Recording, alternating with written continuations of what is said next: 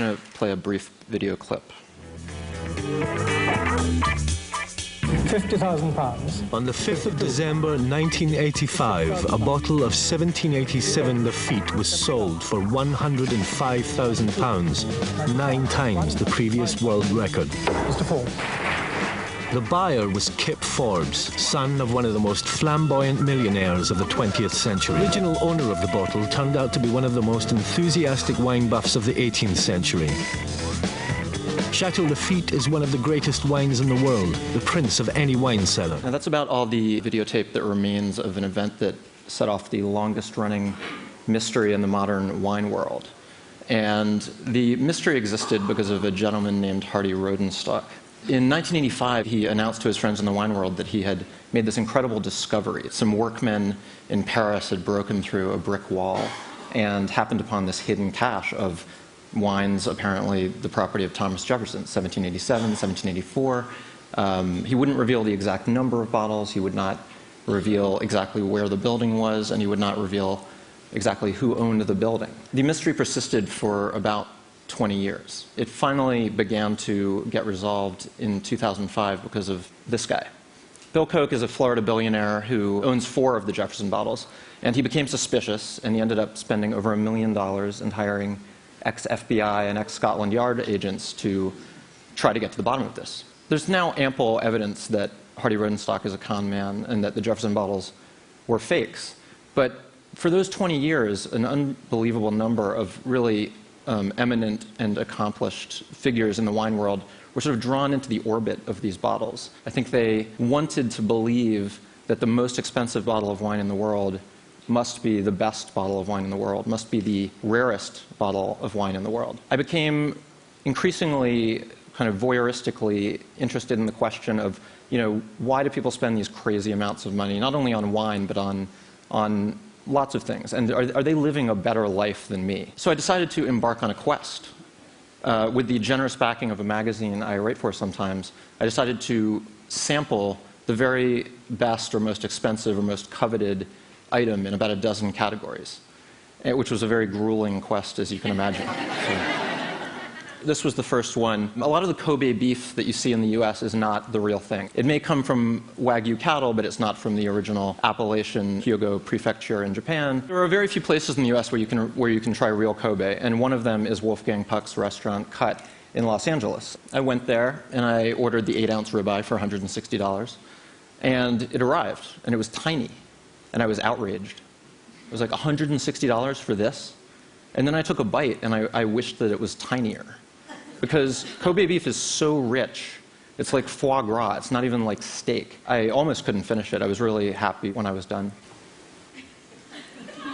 Now, the photographer who took the pictures for this project, for some reason, posed his dog in a lot of them, so that's why you're going to see this recurring character, which I guess, communicates to you that I did not think that one was really worth the price. White truffles, one of the most expensive luxury foods by weight in the world. To try this, I went to a Mario Batali restaurant in Manhattan, Del Posto. The waiter, came out with the white truffle knob and his shaver, and he shaved it onto my pasta, and he said, would Signore like the truffles? And the charm of white truffles is in their aroma. It's not in their taste, really. It's not in their texture. It's in the smell. These white pearlescent flakes hit the noodles. This haunting, wonderful, nutty, mushroomy smell wafted up. 10 seconds passed and it was gone. And then I was left with these little ugly flakes on my pasta that, their purpose had been served. And so I'm afraid to say that this was also a disappointment to me. There were several of these items were disappointments.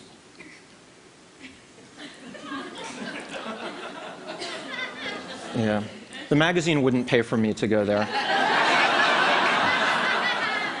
They did give me a tour, though. And this hotel suite is 4,300 square feet. It has 360-degree views. It has 4 balconies. It was designed by the architect I.M. Pei.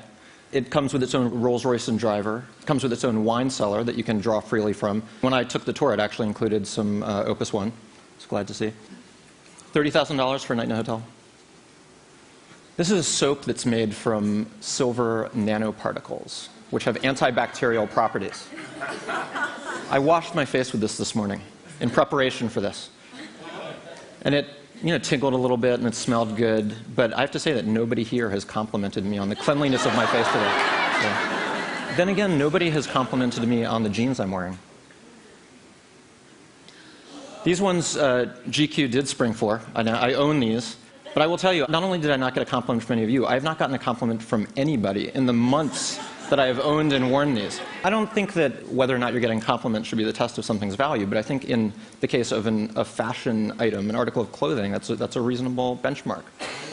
That said, a lot of work goes into these. They are made from hand-picked organic Zimbabwean cotton that has been shuttle loomed and then hand-dipped in natural indigo 24 times, but no compliments. Thank you. Armando Mani is a former filmmaker who makes this olive oil from an olive that grows on a single slope in Tuscany. And he goes to great lengths to protect the olive oil from oxygen and light. He uses tiny bottles. The glass is tinted. He tops the olive oil off with an inert gas. And he actually, once he releases a batch of it, he regularly conducts molecular analyses and posts the results online. So you can go online and look at your batch number and see how the phenolics are developing and gauge its freshness. I did a blind taste test of this with 20 people and 5 other olive oils. It tasted fine, it tasted interesting, it was very green, it was very peppery, but in the blind taste test, it came in last. The olive oil that came in first was actually a bottle of Whole Foods 365 olive oil, which had been oxidizing next to my stove for 6 months.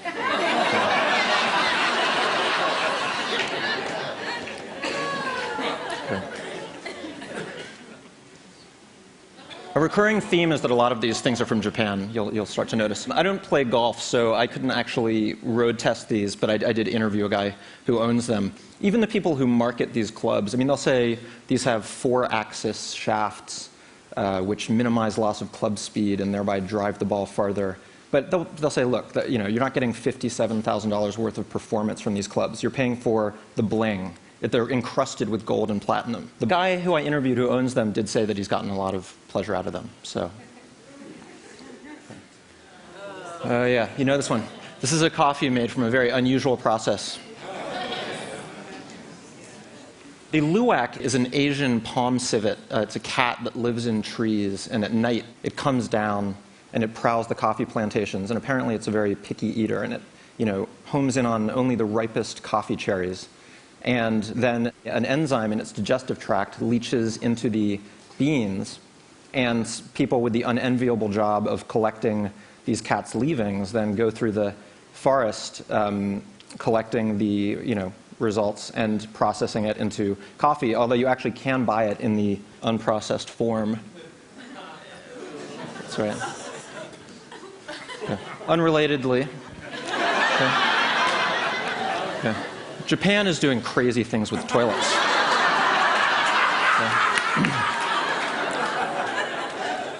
Okay. There is now a toilet that has an MP3 player in it. There's one with a fragrance dispenser. There's one that actually analyzes the contents of the bowl and transmits the results via email to your doctor. It's almost like a home medical center, and that is the direction that Japanese toilet technology is heading in. This one does not have those bells and whistles, but for pure functionality, it's pretty much the best, the NeoRest 600. And to try this, I couldn't get a loaner, but I did go into the Manhattan showroom of the manufacturer Toto, and they have a bathroom off of the showroom that you can use, which I used. It's fully automated. You walk towards it, and the seat lifts. The seat is preheated. There's a water jet that cleans you. There's an air jet that dries you. You get up, it flushes by itself. The lid closes. It self-cleans. Not only is it a technological leap forward, but I really do believe it's a bit of a cultural leap forward. I mean, a no hands, no toilet paper toilet, and I want to get one of these. This was another one I could not get a loaner of.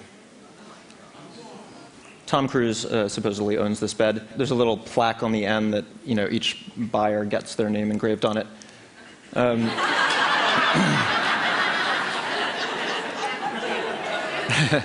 To try this one, the maker of it let me and my wife spend the night in the Manhattan showroom. Lights glaring in off the street, and we had to hire a security guard and all these things. But anyway, we had a great night's sleep, and You spend a third of your life in bed. I don't think it's that bad of a deal. This was a fun one. This is the fastest street legal car in the world and the most expensive production car. I got to drive this with a chaperone from the company, a professional race car driver. And we drove around the canyons outside of Los Angeles and down on the Pacific Coast Highway. And, you know, when we pulled up to a stoplight, the people in the adjacent cars kind of gave us respectful nods. And it was really amazing. It was such a smooth ride. Most of the cars that I drive, if I get up to 80, they start to rattle. You know, I switched lanes on the highway, and the driver, this chaperone, said, you know, you were just going 110 miles an hour. And I had no idea that I was one of those obnoxious people you occasionally see weaving in and out of traffic, because it was just that smooth, and if I was a billionaire, I would get one.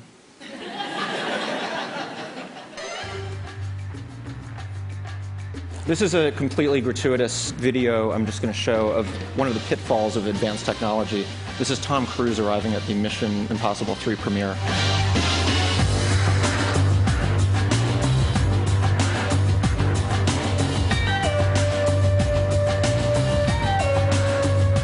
When he tries to open the door, you could call it Mission Impossible 4.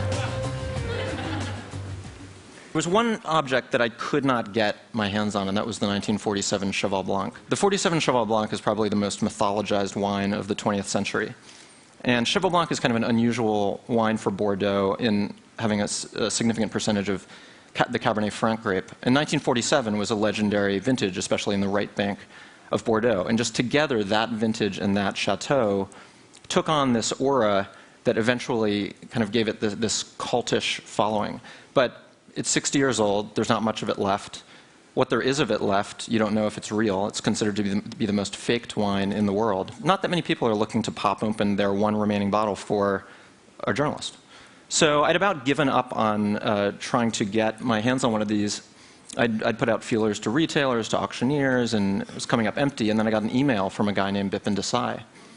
Bipin Desai is a UC Riverside theoretical physicist who also happens to be the preeminent organizer of rare wine tastings. And he said, I've got a tasting coming up where we're going to serve the 47 Cheval Blanc. And it was going to be a double vertical. It was going to be 30 vintages of Cheval Blanc and 30 vintages of Yquem. And it was, you know, an invitation you do not refuse. I went. It was 3 days, 4 meals, and at lunch on Saturday, we opened the 47. And, you know, it had this fragrant softness, and it smelled a little bit of linseed oil.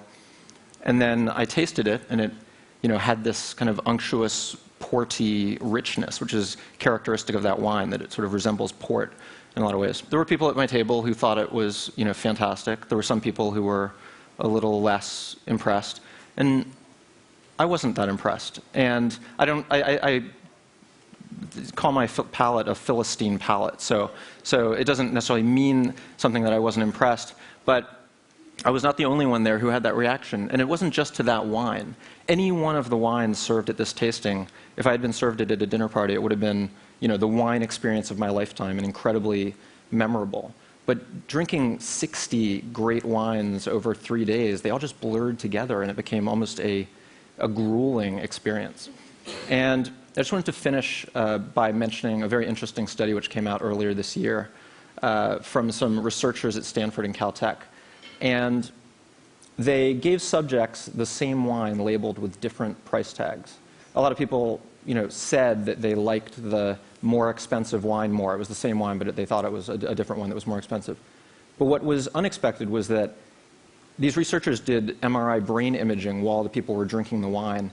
And not only did they say they enjoyed the more expensively labeled wine more, their brain actually registered as experiencing more pleasure from the same wine when it was labeled with a higher price tag. Thank you.